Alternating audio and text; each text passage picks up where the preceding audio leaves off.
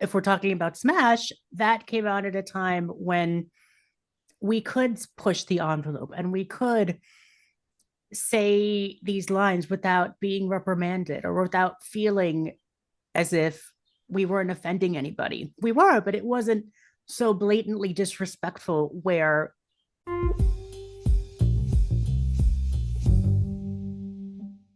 Want to listen to this Ivory Tower Boiler Room or True Crime in Academia episode ad-free?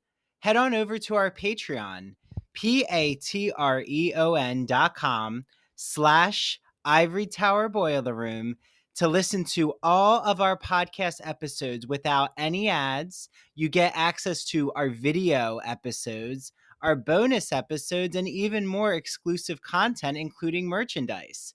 It only starts at $5 a month, so head on over to our Patreon. Again, it's patreon.com/Ivory Tower Boiler Room. And while you're at it, you know what would be such a help is if you could rate and review the Ivory Tower Boiler Room on Apple Podcasts or Spotify. And make sure that you follow us and share out our podcast to all of your friends. It truly does help. And I want to thank you all. It means so much that you're listening to the Ivory Tower Boiler Room. I hope that you enjoy this episode. Just a brief message before what I know you all are going to absolutely love as an episode today. I have such a great guest. There are 2 book clubs going on during this spooky season. Happy spooky season, everyone. I am hosting the Ivory Tower Boiler Room Book Club. We are reading Parachute Women by Elizabeth Winder. It is all about the women behind the Rolling Stones and even the invention of rock and roll's success. And then Mary DePippi, the host of True Crime in Academia, is reading Haunted: Asylums, Prisons, and Sanatoriums by Jamie Davis. So to join both book clubs, you just have to go to patreon.com/Ivory Tower Boiler Room. It's patreon.com/Ivory Tower Boiler Room. Each book club has its own membership level, so each is $4. If you want to join both book clubs, then join the ITBR professor level instead of like joining each book club separately, because for $10 a month, not only do you get both book clubs, you also get all of our bonus audio and video episodes and also our entire video and audio episode catalog, including this episode ad-free. So can't wait to see you all. The deadline to join both book clubs is October 20th. That's because Mary and myself, we have to just make sure that we coordinate the private Zoom session that we'll have with all our book club members. So I can't wait to see who's in the book club and get your hands on Parachute Women and Haunted for our book clubs. And then also, I'm now offering consulting. So everyone out there, if you know someone who has college admission essay questions, they're not sure where to start with the undergraduate college process, they have financial questions about college. I was lucky enough and had a lot of financial conversations about loans, and I actually didn't have any loans from my college experience, and I was able to get scholarships. So I can help you with that. I can help with graduate school questions, graduate school thesis editing, dissertation editing, podcast questions, help with your podcast, starting a podcast, social media branding questions. I'm here for your services. So my initial consultation fee is only $30 and it's a 1-hour Zoom. So head to patreon.com/Ivory Tower Boiler Room and you'll see that consultation option. Okay, without further ado, here is today's episode.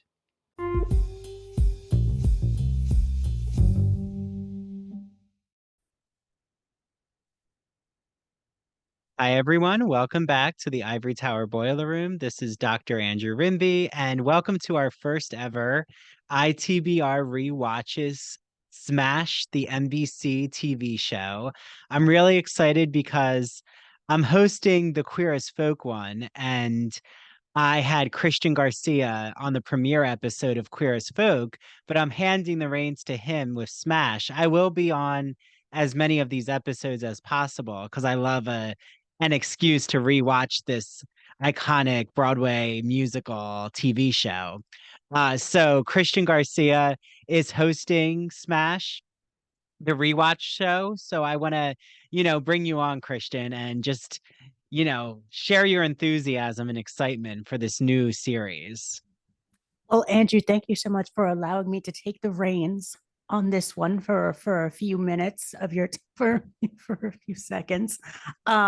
Yes, this show has meant so much to me, and I cannot wait to discuss this with you and as many other guests as we can possibly get. I'm so excited. I'm so thrilled to be doing this, and thank you for this amazing opportunity.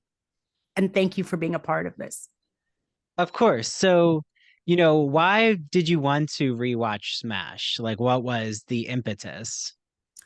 This just happened to me over the course of like a millisecond. I was just thinking about the show and I said to myself, I said, there's not a lot of Smash rewatch podcasts. Hmm. Moreover, there's no podcast about the show Smash. So I said, you know what? What if I brought this over to Andrew? What would he say? And thankfully, you were so enthusiastic, and you've gotten me in touch with so many great and wonderful people so far. And I cannot wait for the continued contributions of many other people. And I just can't wait to get this ball rolling. And to have you on as the first guest is amazing. Well, I'm so honored. And I think before we even dig into Smash, so it came out in 2012, Yes, February. So 2012, my I birthday was, month. oh, okay. Your birthday's in February. Okay. Yeah. Congratulations for a very early birthday here, Christian. Yes. Uh, so it Don't came out remind in me. the so it came out in the winter time, Yes. and 2012 I was in undergrad. Um, I because was a I senior in graduated. high school. Okay, so you were a senior.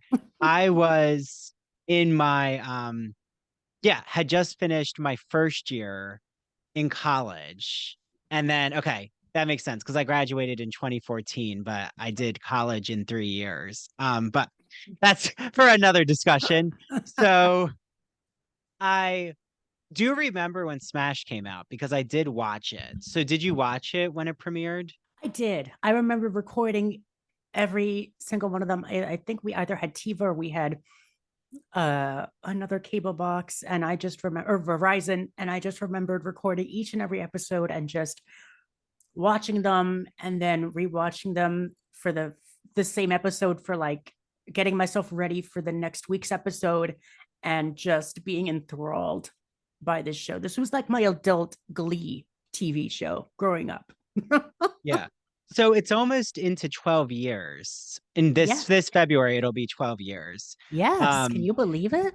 yeah, but I feel like it's very different than Queer as Folk in the sense that it's pretty distantly connected to us still, that, Queer as Folk is 23 years. Yep. So like the way that technology is hasn't changed too much since Smash. I mean, they have headphones. Now we have like wireless headphones, but things are pretty much the fabric is similar. What I do want to ask you right away is how much do you know about the backstory of Smash? Like how this came to be? I, if I could speak honestly, I don't know that much about the backstory of the whole show entirely. Um, I just remember just loving the show and not really thinking about the behind the scenes workings of the making of this show in general. It's something that I'd really love to discuss as well and research. Yeah. So I feel like every time that, you have a guest on or I'm here, everyone's going to be bringing their own knowledge. And Yes. I'll tease for you all out there. I'm connected with so many past guests on Ivory Tower Boiler Room who have been interviewed who are in the Broadway industry. Christian's going to have them on. Our favorite Elizabeth Winder, Marilyn Monroe expert, she'll be on. So this is a Marilyn Monroe extravaganza. If you don't know, that's the musical that they're putting on is this new production of Marilyn Monroe. But there is a little backstory. I just wanted to mention this because as I was researching, knowing that I was going to be with you on this premiere episode, there's this behind the scenes sneak peek when you go on to watch Smash. Christian sent me the free version. I think we can say on Fandango's Voodoo. It's Yes. like they're it's all out there for free, so everyone can watch it along with us for free. But there is a behind the scenes preview that's 7 minutes. And I forgot that, or maybe I didn't even know that Steven Spielberg executive produced I did this. not know that either. When you sent me that video, I was just very amazed. And I guess that's kind of what makes the show timeless is that Steven Spielberg, who basically directed our childhood in Mm-hmm. a way, he was a part of the show. And I believe that's one of the reasons why I think now it's so timeless. And that's why I think it's a really good time to just revisit it. But please continue Yeah. on. No, and it's also based on a novel by Garson Kanin called Smash. That's what I didn't Oh, know. This is actually from like a 1970s novel, the premise, except the novel's about the author was in the production team of Funny Girl with Barbara Streisand. So in the 1960s. So he writes this novel called Smash about a vaudeville singer. I haven't read the novel yet. I am getting my hands on it. It's hard to find, but I think I can get it through my library, through other Long Island libraries. And the connection, it's not that they're putting on a Marilyn Monroe musical, but they're putting on this new production, and it's all the behind the scenes of Broadway and the cat fights, the gossip, the hitting people against each other, the lyricist team with the composer. So those characters are where they draw inspiration from. It's just the backstage musical aspect. Yeah. So Smash is the novel, if anyone out there wants to read it. I'm going to try to get my hands on that too. I never knew that that was a novel in Yeah. itself. So what, like right away, we have our pilot, and it's just called the pilot episode. Yep. So, correct me if I'm wrong, but what made Smash so iconic, in my opinion, and what makes it still so iconic is it's the first TV show or really film. I mean, it's not a film, but I haven't really seen another film or TV show that really delves in the behind the scenes of Broadway and how to put on a production. Mm-hmm. Like we get that about Hollywood all the time. There's a lot of like the behind the scenes of making a movie. Like La La Land is a good example. I mean, Yes. Once Upon a Time in Hollywood, I could probably list a litany right now for everyone. But in terms of Broadway, there really isn't that much TV and film representation about the behind the scenes. There's not. I mean, you get a lot of like Broadway.com. They do these vlogs from I've seen a few past from Wicked or Rodgers and Hammerstein Cinderella when Laura Osnes did like a behind the scenes vlog, which I love to revisit from time and time again because it immerses me into that Broadway world. And Smash also does that as well. It does that in a much more visceral way, and it does it in a much more eye pleasing way where you're in the city and you feel like you're there with these characters. And that is what I think is the basis of the show, is to just show you what it can be like to work in a behind the scenes, show you what a workshop looks like, show you what the producers have to deal with, how to direct a show, how to get a director, how to get a producer to be a part of the show. Yeah. It's just all those, and that's what I love about this show, is that it Yeah, you shows you need those the behind the scenes aspects. you need the Angelica Houston character who's a Oh boy. financial And you've investor. seen You this need wig. It just many reminds me of the financial. Grand High Witch wig that she's sporting No, I know. over I the was like, wig. she basically is reprising her Grand High Witch role before the Broadway stage. It I love Angelica Houston. I do But too. and I think though Smash definitely speaks to Fame, the movie, and then Fame was a really popular 1980s TV show with Debbie Allen, and like that's how Debbie Allen really Yes. became known. Um, and after Fame, though, like Smash to me is also in line with Center Stage, what Center Stage did for the ballet community. That's a big ballet movie. They're Ooh. all at basically American Ballet Theater, but they don't call it the American Ballet Oh. Theater. Um, and they're all teenagers who are training. And so it has that similar New York City feel.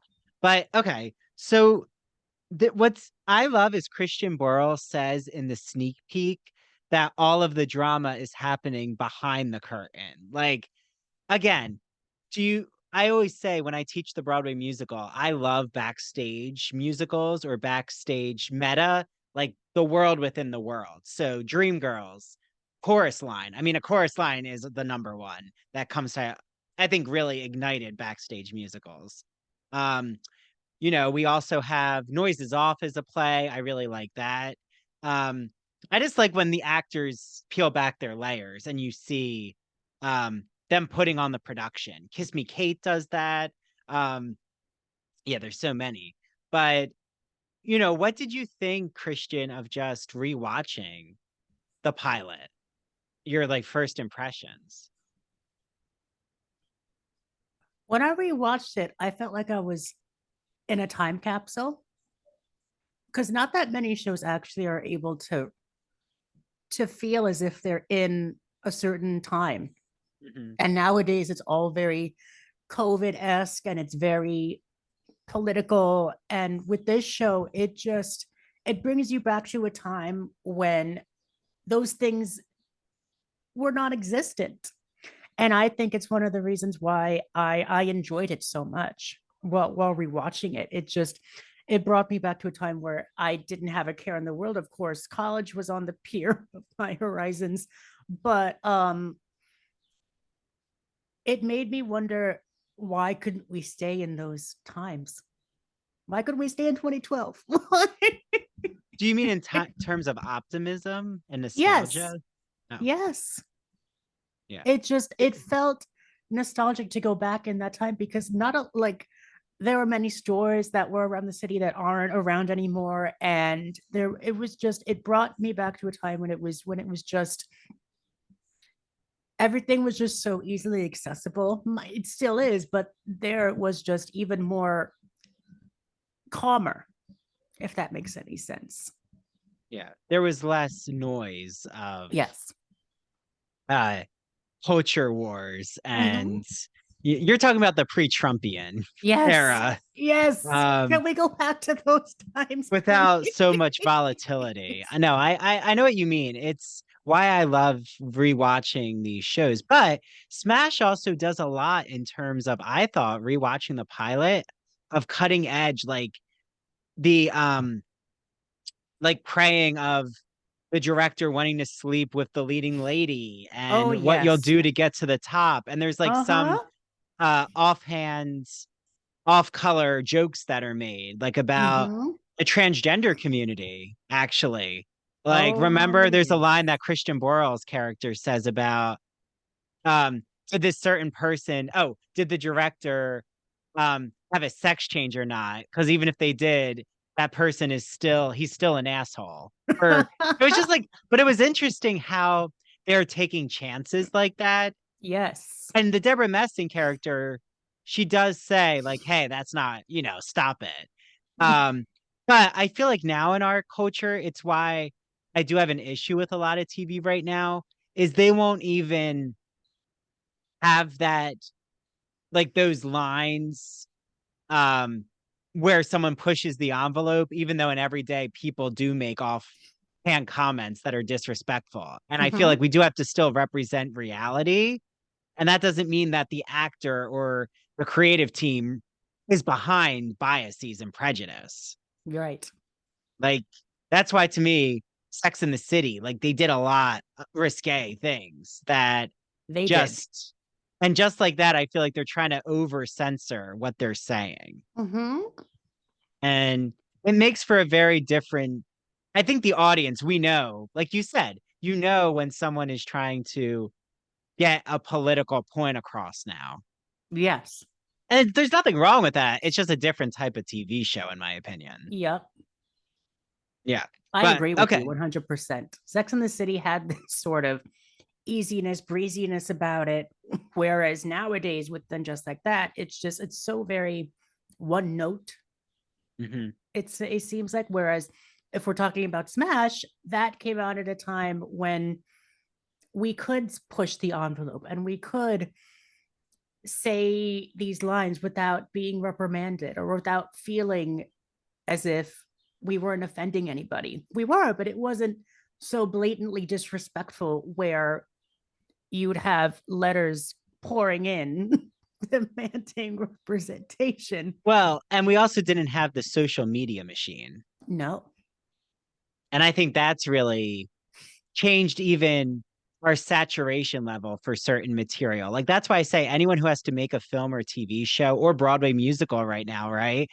They have a lot that they have to compete in terms of the consumer's attention. Like Right. to push the envelope, people, we've seen it all, really. So it's kind of very difficult to try to shock people now.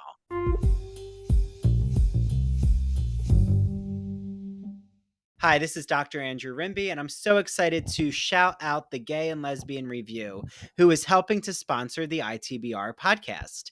For all of you out there, the Gay and Lesbian Review is a bi-monthly magazine where you can discover new things about gay and lesbian literature, history, and culture. And the GL Review publishes essays in a wide range of disciplines, as well as a slew of reviews of books, plays, and movies, and a number of special features, such as artist profiles and their popular art memo column. Each issue of the magazine brings you consistently intelligent, lively, thought-provoking articles focused on a unifying theme. For example, their September-October issue centers on the theme Cracking the Closet. So, starting in the 19th century, a number of artists and writers found ways to crack the closet by expressing their sexuality between the lines or in the interstices of their work. For example, Ignacio Darnad, who is a friend of the ITBR podcast, he's been on our show, writes all about illustrator J.C. Leyendecker, whose work for Ivory Soap and Arrow Collars gave him plenty of opportunities to draw pictures of well-dressed and at times scantily dressed American men. And you also can find an article by Vernon Rosario, who has been on the podcast, and he talks about the quest for sex in the Middle Ages. So, to subscribe, visit glreview.org. That's glreview.org. Click subscribe. So on their website, go all the way over to the right-hand side and you'll see the button subscribe. Click subscribe and enter the promo code ITBR50 because you're getting 50% off your subscription to the print or digital edition of the Gay and Lesbian Review magazine. I can't wait for you all to have your copy of the Gay and Lesbian Review magazine, and make sure that you take a picture when your magazine arrives or when you're reading it online and tag the GL Review on Instagram and ITBR, and we'll share it out in our stories. Enjoy your reading, everyone.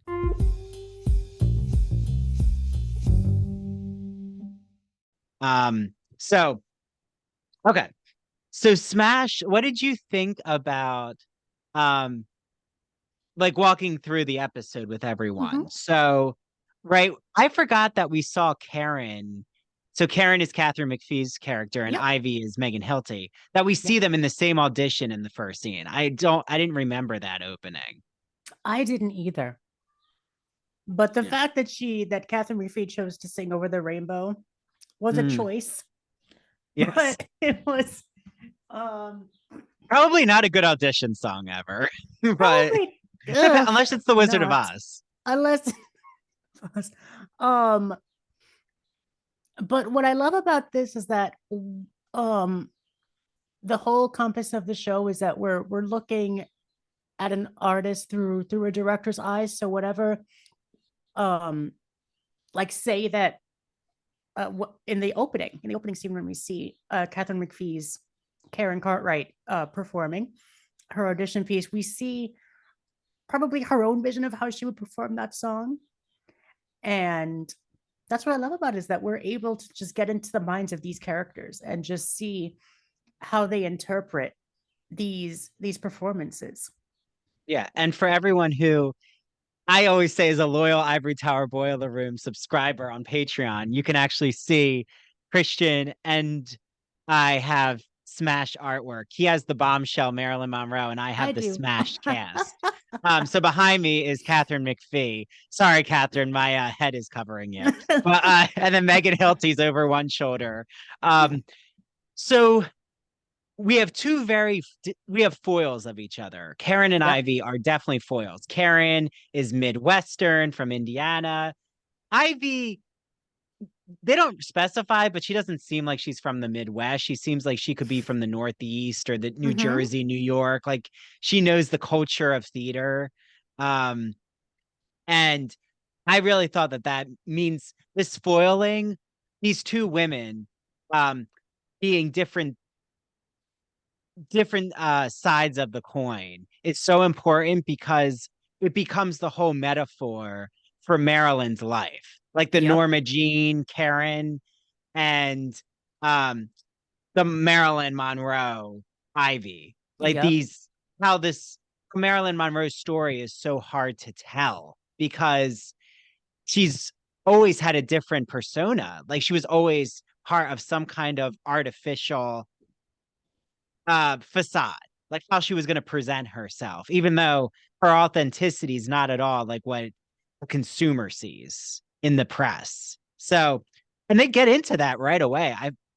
I loved how quickly the episode, as a pilot, it was one of my favorite pilot episodes.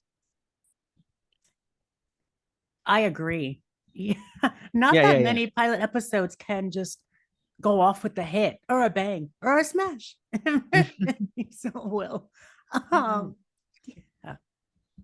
Yeah. So, you know, what do you think of the uh characters that we're introduced to right away? Like Right away, who right away, yeah, we're go ahead. introduced to Ivy and Karen, two, like you said, two very different sides of the same coin.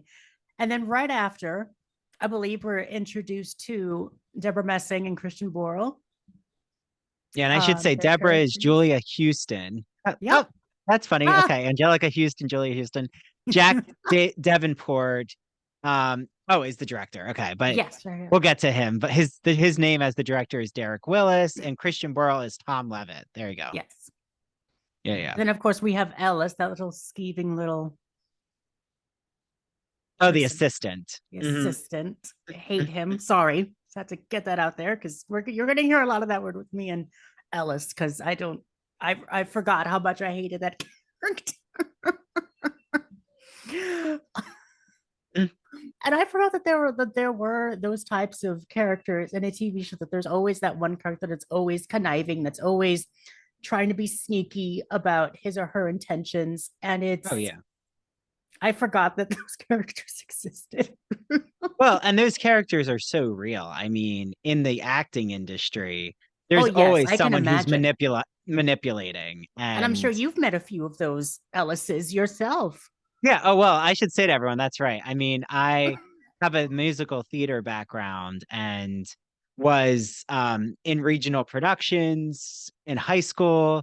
Um, I was even in All Shook Up and got paid in like I think it was 25 performances. So I was going to major in musical theater. But I've taught the Broadway musical now as a professor. So, you know, I'm making my loop. I'm actually thinking of auditioning again for theater and making my return. Even though Norma Jean in Sunset Boulevard says it's not a return. I forget her actual line, but she doesn't like the word return. Um, because it's not as if she's disappeared. And I feel the same way. I've always been acting. But oh yes, I mean, I've met a lot of doozies of not just the actors, the production team. I had one show, well, I was in a show with I can mention her because she's an amazing director and choreographer. Renee Lisiaga, who's actually been on this podcast. She directed me in Smokey Joe's Cafe and Godspell with Main Stage, which was my South Jersey theater summer camp, but they're also a professional arts. They do acting, singing, dancing lessons, and they also do local regional productions. So I want to shout out to them because they're just incredible. And that's how I met Mary Christian. So in Main Stage. But Renee is the utmost professional. She like toured Andrew Lloyd Webber's Starlight Express in Germany. She like was in all of these Walnut Street Theater, which is a huge theater in Philadelphia, performances. She like I think was on Broadway as a standby. I forget Renee, but correct me if I'm wrong if you're listening, Renee. But she has so much experience and she was always so professional. And then I had this other director who shall be nameless, who like wanted to be everyone's buddy. He like, I was underage or maybe 17 and he like invited me out to a bar and I'm like, no, I'm good. It was very inappropriate behavior.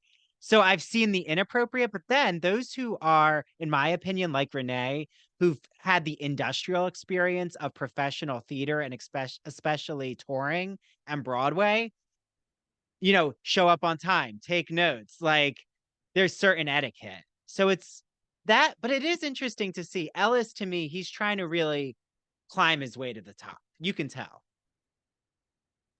And he also claims, he will continue to claim, that Marilyn was his idea. Mm. When he said, "Oh, look, there's a Marilyn Monroe book. You like Marilyn Monroe? Oh, that could make a good musical." And they said, "Tried it, flop." You know? Yeah. But right, that's a real sticking point for people in the artistic world, that who comes up with the origin story. And usually it's never one person. Like it's like podcasting. I always say there is never one, we're all borrowing ideas from each other. Like you're never going to do it the same way as someone else. Yeah. Because some people get really territorial and I just let that energy go. Like, don't be territorial unless someone takes your name. That's Mhm. different. Um, mine is a small business, so you're actually legally you would be held responsible by me. And trust me, I'm ready if I'd have to enact a lawyer. But if someone wants to like do another Smash discussion, that's their artistic right. I mean, it's a community. I think creating a musical, it's a team. It's not one person. But there's always going to be someone who thinks it's only their idea Yep. or use that in a way to try to uh, have a payday. Yes. Manipulation. Okay.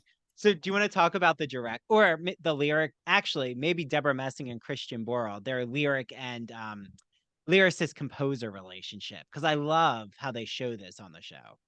I love it. It's like if Will and Grace were musical producers or musicalists. And that's what I see. It's just that's Grace as if she was a lyricist, and Will is the Christian Borle character who does the music. So I love their relationship. It was so very like push and shove, and you'd have Deborah not really wanting to go along because at this time she's actually filing for adoption at this time, and she wanted to take a little bit of time off. But once she gets an idea in her head, she goes with it. um Meanwhile, you have Christian Boyle's character who wants to flirt with Ellis, not even sure if he's gay or not. um but their Yeah. relationship is just so charismatic, and it's so flowing with each other, and that's what makes them that's what would make them a good team together, and that's why I guess they would work so well together. And it feels so humanistic because there is that impropriety. There is that blurring of boundaries that you so see in academia, theater, any industry with a lot of creative people, in my opinion. There also can be ethical blurring of boundaries because of passion projects. And with Ellis, with his assistant, um, we have Tom Levitt. Tom shouldn't be trying to fool around with his assistant. That's not ethical, but he's going to try it anyway. So I feel like Uh-huh.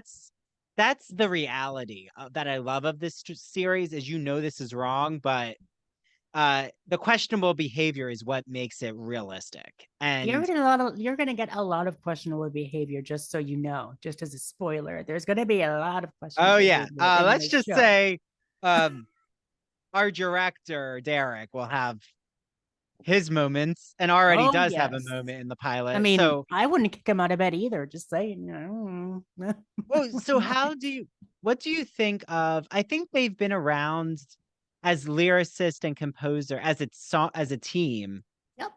for what, like 15 years? Oh, they have a lot of productions under their They belt. do. And and their fictional characters, they just did Heaven on Earth. Yes. That Broadway show that Megan Hilty is a part of in the ensemble. Yes, yes. And it's like now going to be in the West End and it's so Yep. successful. So they have financial backing behind them. It's not like they're down on their luck, a down on their luck songwriting team. Um, but it reminds me though of so many realistic relationships.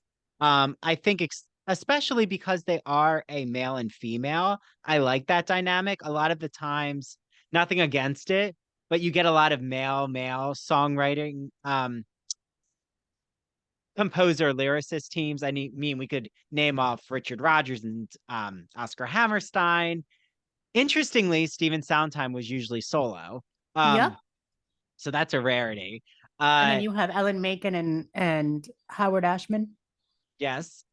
But there is a female and male notable songwriting team, the ones who did Once on This Island. We Oh. have, oh my goodness, I should have, oh, Ahrens and Flattery. Um, Oh. Lynn Ahrens and Flaherty. Stephen Flaherty. Yeah. So book and lyrics always by Lynn Ahrens and music by Stephen Flaherty. So there you go. Just if you wanted to know if there is a male and female songwriting team out there for Broadway. Wow. They're the very well-known ones. Ragtime, they did that as well. But we have a songwriting team here who's creating all the Smash music. Shout out to Mark Shaman and Scott Whitman, who also did Yes. Hairspray, um, Cry Baby the musical. Oh, they just did Some Like It Hot. Yep. Uh, I love their collaboration together. But okay, so yeah, that was me just fanning out. Um, do you want to hit the songs that we get in the pilot, or do you want to hit the questionable behavior with the director? We can get into that a little bit later, but we can get into the songs about those are the amazing. Though I think those musical numbers are just amazing to watch and they just transport you. Yeah. And Yes. there So are a which songs few do we here. get, Christian? Well, right now in this first episode, we have a few. They discussed the baseball number, and they also discuss which one was the other one? Completely. Well, they It's discuss, yeah, so the baseball number is the national pastime. yes. And then they have Let Me Be Your Star. Yes, Ends at the very episode. end. I cannot wait to discuss that. Oh, That's Never Give All the Heart. That's the other one. oh yes. That's the one That was about, the the leaked recording oh, that yes, leaked by Ellis's mom, apparently. uh-huh yeah, wink wink. That was So Never Give All the Heart. Or maybe we should do it by Marilyn's, how it fits into Marilyn's life, right? So ooh. the national pastime is representing, that's the first song they're going to use for the backers, the producers. Like Yep. anytime there's a Broadway musical, you have to have an industry reading. And guess what? Smash just had an industry reading with producers. So this is before a workshop. Like, right, this is before you put the cast together who's going to be on Broadway. You need to get your financial investors. So usually they'll have like 2 or 3 songs, just like this is, sometimes they do the whole show. They did that for Carrie, but actually, I think the workshop was their financial backing. Sometimes that happens too. Um, so national pastime is when Marilyn is marrying Joe DiMaggio because he's a baseball Yep. player. Never Give All the Heart represents Marilyn's reading veracity. She was such a well-read person. She's Yes. quoting W.H. Auden's poem, I think. Wait, yes, I think so. I'll have to, no. Sorry, not W.H. Auden. He's a no, the Irish poet. Um, it'll come to me. Do you remember, Christian? I do not. Oh my god. Hold on. Wait, as the wise man once said, that's the beginning of the song. Never give all the heart. Oh, William Butler Yeats. Oh, Yeah, I should know that. I love William Butler Yeats's poetry. He has a really good poem from the Greek myth, Leda and the Swan. But okay, so that represents Marilyn's Yeats's love of poetry. yes. But again, her complicated attitude towards men. Um, and then yeah, where do you think "Let Me Be Your Star" fits into Marilyn's life? Because that I feel kind of is the puzzle in all of this. I would say maybe that would be in the 50s when she's starring in all these roles. Like, let's say, How to Marry a Millionaire, Gentlemen Prefer Blondes, Some Like It Hot, all those star vehicle films. I think that's probably where that would go probably before she starred in those films. So that would give her like a little oomph. Yeah. And I just love "Let Me Be Your Star." I I feel do. I I do know as we're well. jumping to the end, but I think it like just frames the whole series that it was kind of like with Queer as Folk. We thought Brian and Justin looking the first time frames the whole series. I feel like "Let Me Be Your Star" just gives us um it gives us the context and it acts as a frame narrative. It does. Um but fade in on a girl with a hunger for fame and a face and a name to remember. Oh, this is Karen's part. Her past fades away because as of this day, Norma Jean's gone. She's moving on. I just think that that works so well because Yep. Karen is also shedding her Indiana life and trying to Mm-hmm. really um, propel herself into Broadway And speaking of fame. her Indiana life, you saw that we got introduced to her parents and her fiance, Oh, yeah. played by Raza Jeffrey, who was gorgeous in every single way possible. Uh, and then we also saw like that classic parent trope of not believing that their kid is going to succeed in the industry that is Broadway or the industry that is show. And Mm-hmm. it still gets me where there are still those types of helicopter parents that still believe that just because their um their kid or child has starred in a Broadway show that they're not going to make it.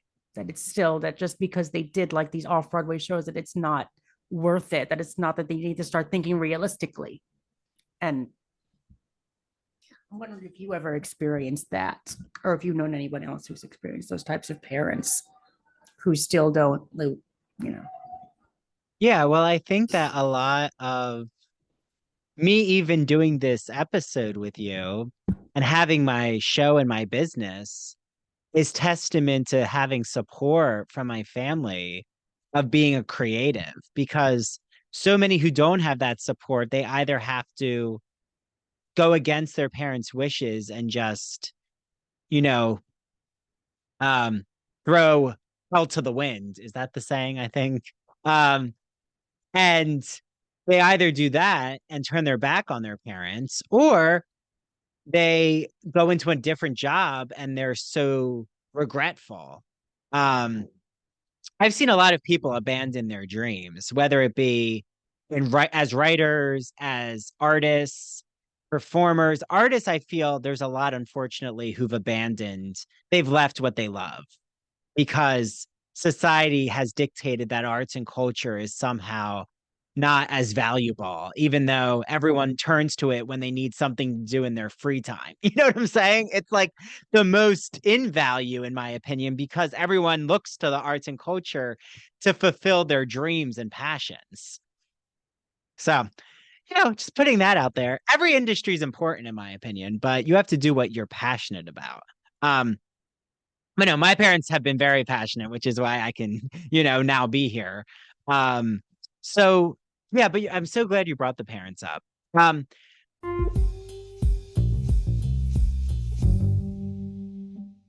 are you afraid of the dark? Sorry, I had to, everyone. It's Dr. Andrew Rimby. Happy spooky season and gothic and horror Just all the vibes.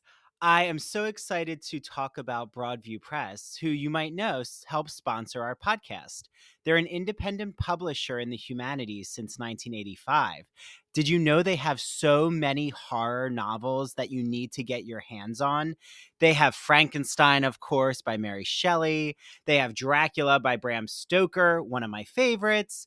They have The Strange Case of Dr. Jekyll and Mr. Hyde by Robert Louis Stevenson, Edgar Allan Poe's Poetry and Tales.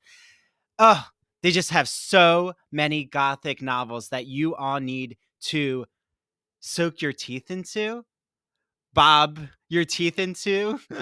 Some kind of Halloween metaphor is appropriate there. They also have academic books like Dr. Jeffrey Andrew Weinstock's The Mad Scientist's Guide to Composition.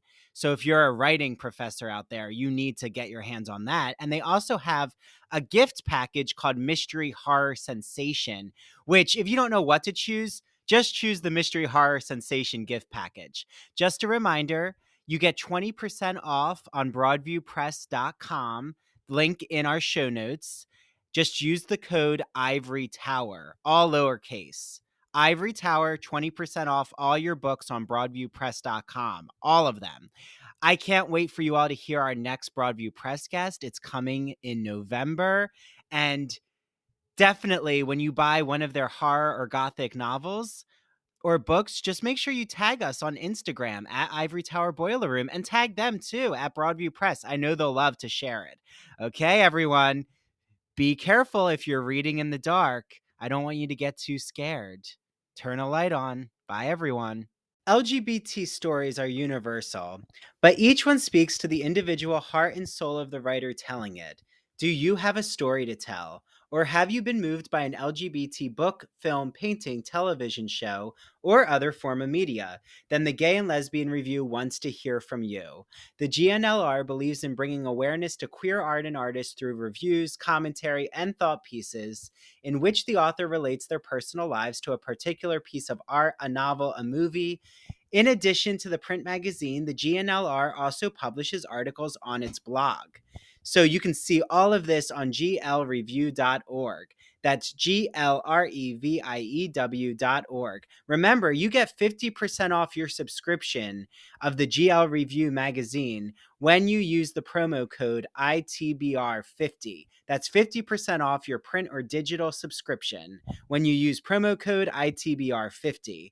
To learn more about submitting an article for the GNLR, visit their writer's guidelines. The link is located at the bottom of their homepage. And if you have any questions, email Stephen Hemrick. That's STEPHEN dot HEMRICK at glreview.org. The GNLR and its readers can't wait to see what you have to say.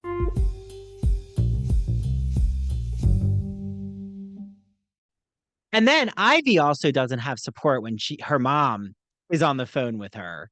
Like she says, I just got a call back from Marilyn Monroe. And her mom's like, oh, what is it? What's happening? She's like so dismissive of her. And it's sad that we believe that Ivy's this very up and happy-go-lucky character when she's dealing with these personal issues where her mother doesn't believe that she's good enough for either a show, or if she thinks that she's not valuable enough to put in her time. And you get those two sides of the same coin, parents, and it's sometimes it can be a little bit disheartening. Mm-hmm. And also it's sort of the price of the game that you play. Oh god, now I'm rhyming. It's the price you pay. Exactly. I think actually that's a lyric in Let Me Be Your Star. Right. I was like, wait. Because I love that section when it's she'll have to pay, but not today. Yeah. Because it's so true that Marilyn sacrificed her health in terms of the fame that she does receive comes at a cost of how the public dictates who she is. And we see that so much with social media and celebrity status, that people think they know these public profile people and they don't give them the benefit of the doubt. That's why I'm always like, instead of wanting to attack someone for their opinion, like take a pause because you don't know how they're going to clear it up. Like you don't know where they were coming from. Again, there's like a degree of severity with what I'm saying. Um, but if there's an allegation of an affair, let it fall off your back. First of all, that's not my business, so I don't really care, to be honest. If someone cheats on someone else, that's on them. Like they have to work through that. Like I'm not going to pass judgment, but I also don't feel like it's time worthy. But speaking of affairs, though, uh, no, I did want to talk though about the family relationship because, like, you talked about the parents, but I also think it's interesting that we get Julia's husband, Yes. um, Played brilliantly played by Brian R.C. DRC, James. yeah, Brian D.R.C. James, who who played is Shrek, who's a very yeah, famous Broadway star in his own right as well. yeah, I love friends, how they cast a lot of Broadway actors in this show, and it shows how much of a community it is. And that's what it yeah, is. That's what Broadway is at its core, is a community. And whenever they need someone, they're like, oh, we'll put Brian in there, we'll put Deborah in there, we'll put Megan Hilty, who I you know, yeah. Well, and Angelica Houston Angelica has a Houston. career on the stage, Yes. like anyone who was involved. Well, Angelica's father John was a big Houston. time director, Yes. yes, in Yes. Hollywood. Um, so and I think he might have been really close to Steven Spielberg. I'm not sure, but I'm assuming. Um, but what I think is wonderful is the film people. There used to be such a separation between film and Broadway. And I feel like though now it's very mixed together, in my opinion. I think it's changed since when Smash came out. Like, do you think that there's more back and forth between the film industry and the Broadway industry in terms of casting? I think, but at the same time, it's kind of that same trope with My Fair Lady when they had to choose someone, a big name to fill the role, and they chose Mm. Audrey Hepburn over Julie Andrews, which still, but anywho, we're not talking about that. Or Yeah. um Christian's giving a look, everyone. no, Just for since a lot of you are listening on audio. like But she that had the happens time. it happens a lot. Yeah, but then Julie Andrews, like she said in interviews, she wouldn't have been Mary Poppins. So Exactly. things Exactly. all work out. Yes. And then she also is in The Sound of Music. So she took Yeah, Mary Martin's job from her, she did. away from her, Mary Martin. Um, And then Deborah Kerr took Gertrude Lawrence's role in The King and I, but we're not going to talk about that because that's controversial now. So, well, what I think is fascinating though is and we'll have to end with this, yes. as we're wrapping up, we should definitely end with what your speculation about the Smash musical coming to Broadway, what you think is going to happen, because I'm just curious. Ooh. But I mean, we've hit a lot of the we've hit a lot of bullet points from the episode. Oh, but I just wanted to say the adoption story between Oh, husband and wife, yes. um, Mm-hmm. with the Houston family, not Yes. the Houston's Angelica Not the Houston, but this Houston. fictional Houston family. Um, is I thought it's so interesting how even when someone is so successful, like um Julia Houston, uh, who is a lyricist, that her husband even questions her passion project. So like Yep. I feel like there's always questioning when you're an artist. It doesn't matter Yep. how successful. Like Taylor Swift is questioned, Beyonce's questioned. So it's just, but are you always questioning physicists? I just think it's a different scrutiny. Um, okay. So I think I want to know, what do you think when Karen gets that late night message to come over to the director's place before the callback? Ooh. I was like, this is a HR violation in the works. Yes. And yes. It was oh goodness. Try to quickly say what I think. It's it was very unorthodox, and it was just so random, but also it just smelled so just suspicious to me Mhm. as to why Jack Davenport's character wanted to have a late night audition for Karen. Was it just to get in her pants? Was it just to find out if she has the guts to do the show? Either both. When we see it's both of those same options. Or is it to see if she's going to put a line in the sand and reject him? And then, because you could Mm-hmm. see after she rejects him, like for everyone out there, she sings Happy Birthday in the Marilyn Oh my voice. goodness, yes. Um, but then she's like, keep dreaming, and then leaves. Because he thinks that she's going to kiss him. But Yep. then he has this smile of glee on his face, almost like, I mean, people do say that men always want to chase. There's this very gendered, you could say it's sexist, but I do think there's some truth to it, which is Mm-hmm. men always want to chase. And then once they have what they want, they discard the love interest, which hopefully doesn't happen if you're in a long-term relationship. But I do think either now he's thinking, oh, I'm going to have to work harder to get her in my bed, or I'm happy she's not the sex kitten Marilyn. Like she's not Uh-huh. that idea of Marilyn. She's this more, she's the raw organic Marilyn. She's the Yep. one who reads Yeats and poetry. She's the intellectual. Because he doesn't see that about Ivy. He sees Ivy as the bombastic, voluptuous Marilyn. I mean, she's Yes. even playing that up, Ivy. Yes. And we even see that in the Let Me Be Your Star number at the very end of the show, which I want Megan Hilty stole. That's I'm just Oh yeah, she has this beautiful fur stole. She has the glamour white dress, and but Karen, is in more of a Norma Jean pinup when Norma Jean was a model, when Marilyn yep. was a Did model you before notice that? You Hollywood. noticed that? You know? Hmm. I was like, that looks like what Norma Jean modeled. Um, Mm-hmm. And of course she has before a she had signature little blonde mole hair. that she puts on it just to give a Yeah, little when she had character. when she had brown hair. Um, Whereas you have Ivy, who's done up with a lot of makeup, and you have Karen, who just the only makeup that she has is that little mole that she put on the thing, and that's yeah, it. Of course, you have a little bit of eyeshadow and stuff, but you don't have. She doesn't have any lipstick on, and yeah. she's So just raw.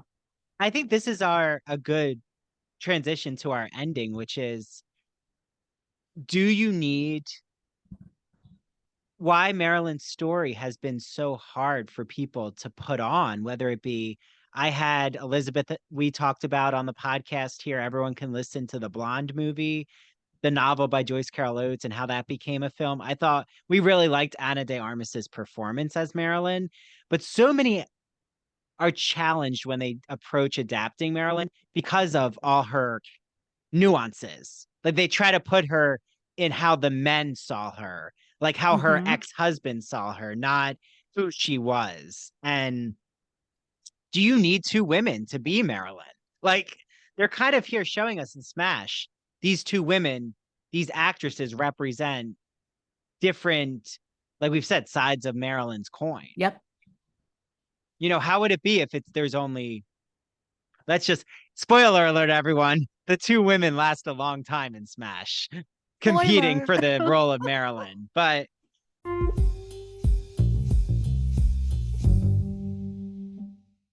hi, did I mention that it's spooky season? This is Dr. Andrew Rimby, and guess what?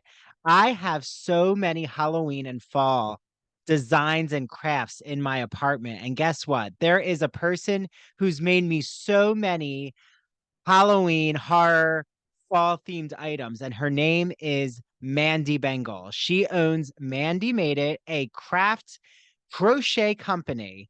So Mandy talked to me and said, Andrew, I want everyone out there to know that if they mention ITBR and that they heard my ad, that I will give them a free ITBR t-shirt. So make sure you mention ITBR and order from Mandy crocheted pumpkins that she actually is using cinnamon sticks as the stem, which is a brilliant idea. How cozy. And also filling the pumpkins with potpourri. I already want to wrap myself in a blanket. She has Halloween keychains, other Halloween crochet designs. So how can you reach out to her? Go to her Facebook or Instagram at Mandy Made It. Reach out to her. She will ship items out to you. If you live in the South New Jersey, Philly area, she'll arrange to have you either pick it up or deliver it to you. So Mandy, just makes such beautiful crocheted items. And I'm so happy that she supports the podcast. I've known Mandy since I was a child. We were in theater camp together. That's how I met Mary. So the three of us have known each other a long time. Okay, head over to Mandy Made It for your handmade crocheted items for this Halloween and fall. Imagine that you're riding the Turner Classic Movie Great Movie Ride in Hollywood studios. It's in the 1990s.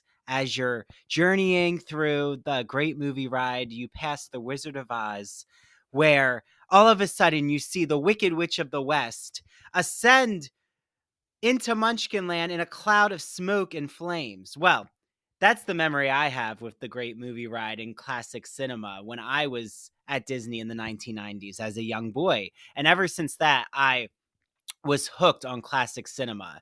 Well, my friend Christian Garcia, friend of the Ivory Tower Boiler Room, has a podcast that you all are going to love. It's called That Old Gay Classic Cinema, and he looks at queer themes in classic cinema like Vertigo, The Wizard of Oz, Sleeping Beauty, Mary Poppins, 101 Dalmatians, Hello Dolly. The list can go on and on and on. So follow him on Instagram at That Old Gay Classic Cinema. You can listen to his podcast on Apple and Spotify. And he also is on the premiere episode of our Queer as Folk podcast, where I'm rewatching every episode of Queer as Folk from 2000. And the episodes come out bi-weekly. So make sure you listen to his episode with me. And he's launching a rewatch show of Smash, where they're putting on a Marilyn Monroe musical. So he's going to be joined by co-hosts, a lot who are in the Broadway and theater industry, and I'm going to be on his first episode. So without further ado, get listening to That Old Gay Classic Cinema.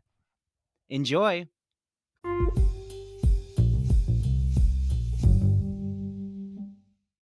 Do you think that when they put this on Broadway with Smash, I heard it's going to be 2 hours ish.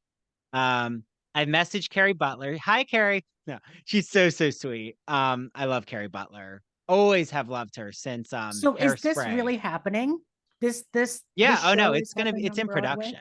Like they're starting to put it Oh, in production. oh, They're okay. starting the workshop process. So Oh, hopefully they've gotten the financial backing now.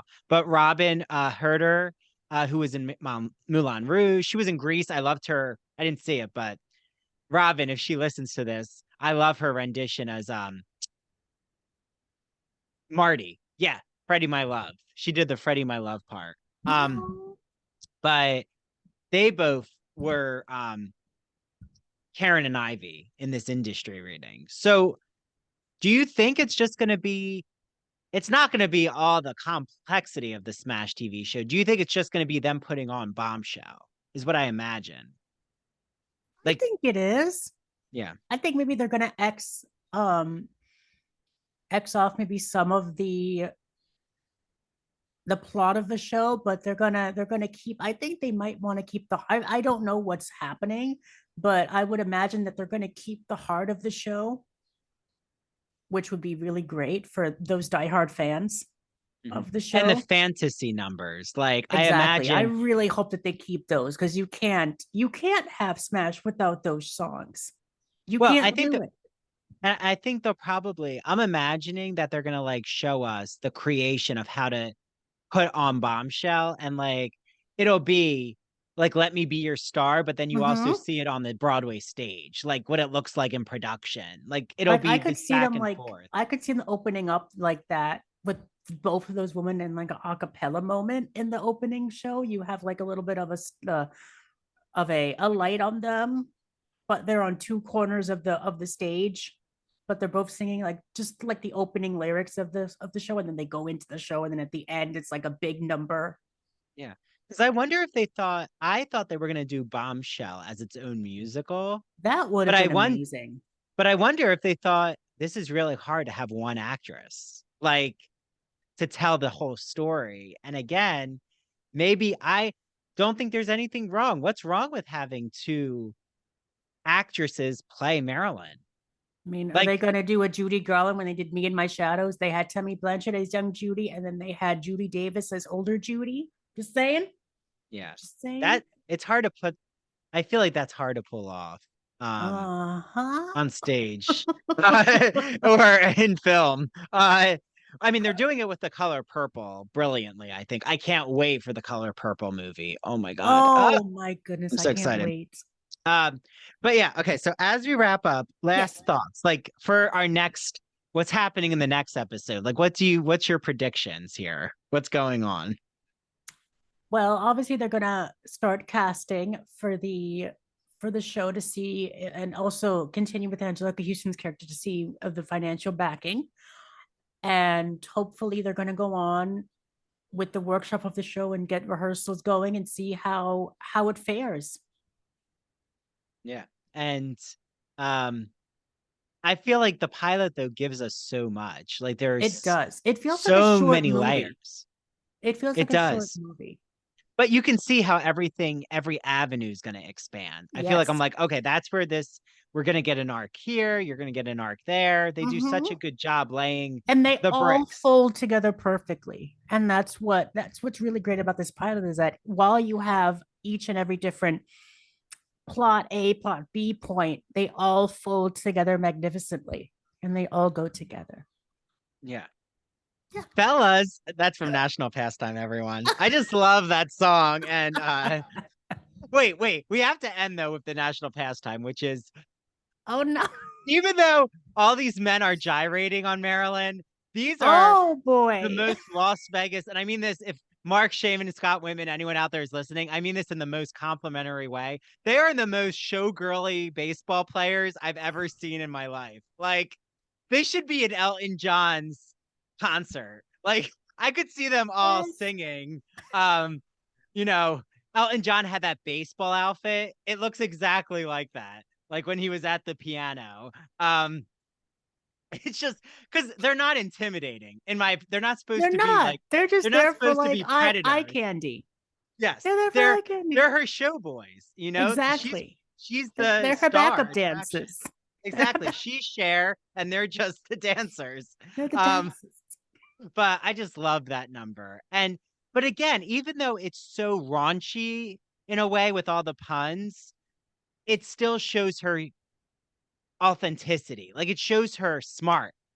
smartness. Like she's very witty, and we're going to continue to see this in every one of her numbers. They're Yes. so good at showing Marilyn's complexity in how she sings Yes. and what she sings about. You know? Oh, I love that number. Okay. Okay, on that note, do you want to tease Christian what we can expect with the next episode? But with the next episode, we have episode 2, which is entitled The Callback. So we have Ivy and Karen. They jump through hoops for the brilliant but temperamental director Derek, and they pursue their role. You still have Julia and Frank, Brian DeYoung James, frustrated by the red tape of an international adoption process, and Eileen fights to finance her new musical in the midst of an acrimonious divorce. So we're gonna get to see more of her ex-husband, and you're gonna get a lot of drinks thrown in your face. So I hope she get gets the ready. money. I just Get hope she ready. gets the money. That's all I hope. We need this. Oh, We need bombshell to happen, Christian. we need it to happen. Can we manifest it? Can we? I think we Yes, can manifest it. I hope so. And when Smash comes to Broadway, which I've heard it might be as early as the spring, maybe. What? We're going. We're gonna do a go, little Christian. review. We'll be there on the ground. We're I'm gonna doing. be That's it. there. We're gonna be first row. We're gonna recreate "Let Me Be Your Star" in Times Square. I love how they did that in Times Square. It was so good. Oh my god. And the subway, and then wait, we have to like. It was almost a Betty Davis. And who were the two women who feud in that movie? Joan Betty Crawford and Davis. Betty Davis. Yes. What is that film? Baby Jean, whatever happened to Baby Thank Jean. you. Thank you. So, which I'll be reviewing on my That Old Gay Classic Cinema podcast next yes, year. Christian has a podcast called That Old Gay Classic Cinema. You better get that promotion out there. We're scheduled to Okay. release Psycho on Halloween. Yay. Okay. So soon, everyone get ready to listen to Psycho on his podcast. Yes. Okay. So, yeah, but they have this like moment of recognizing their rivalry, and then they like Yes. turn their backs away from each other. I just love that moment. I love it. Well, hopefully everyone out there, you have lots of fun with balls and bats, and you have your own national pastime dance planned. Oh my goodness. Well, thank you, Christian. I can't wait for your next episode, and hopefully, I'll see you all on Christian's next episode. Yes. Okay. Bye, everyone. Bye.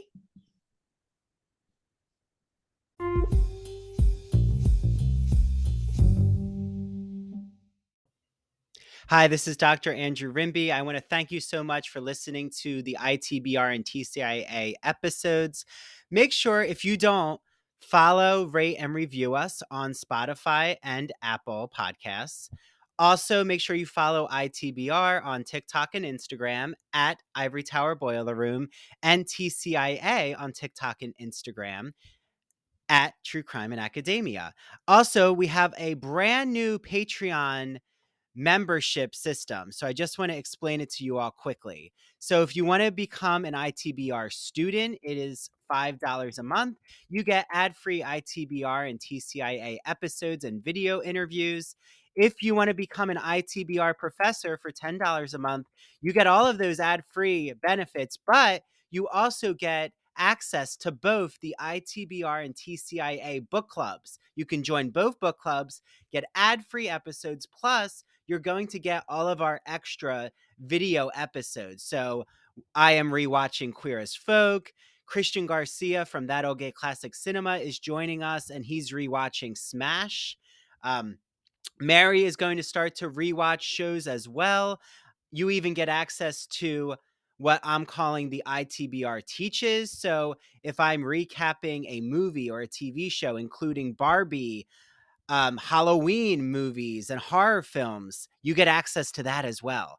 And then I also am offering consultation services. So for $30, you get your first initial consultation with me. It's a 1-hour private Zoom. I will help create your podcast, your media brand. How do you navigate academia as an undergrad or a grad student? Do you need help with technology? It could be teaching tools, Spotify for podcasters, video editor software. Do you want to expand your social media presence as an artist, writer, podcaster, or academic? Do you want help on how to create a public humanities identity like I've created for myself? So now I'm offering that consultation service. You can find more info about it on Patreon. And you also can join our book clubs. If you want to just join the ITBR book club or the TCIA book club, you can do that for $4 a month. Patreon.com/Ivory Tower Boiler Room. That is patreon.com/Ivory Tower Boiler Room. Thanks to the team, Mary DePippi, our chief contributor. And thank you to our 2 new interns from Stony Brook University, Jonathan and Sarah. Bye, everyone. Until next time.